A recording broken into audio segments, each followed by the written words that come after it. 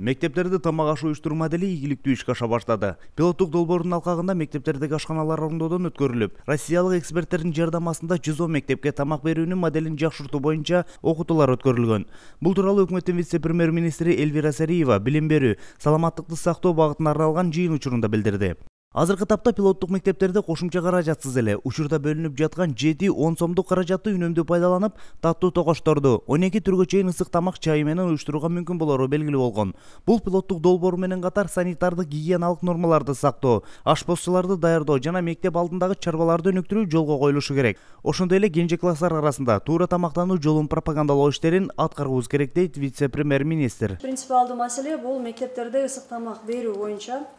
Бул жерде дагы мына билим министрлиги пилот мектептерге жаңы принциптерди киргизди. Өзүңүздөр билесиңер, мына 7 сомдон ар бир балага күндө бөлүнөт. Толук аймактарда 10 сом, Бишкек шаарында, Ош шаарында мына жергиликтүү бийлик бизге чоң жардам берип атат. Дагы 7 сомдон кошуп 14 сом болот. Мурунку жылдары ушу 7 сомго карандай чай менен эле булочка жетет деген маалымат пайда болгон. Бирок мына пилоттук мектептерде андан тышкары башка мекемелер жардам бербесе дагы көпчүлүк мына айыл өкмөттөрдө дагы собственно эле ушу жаңы система киргизилип атат.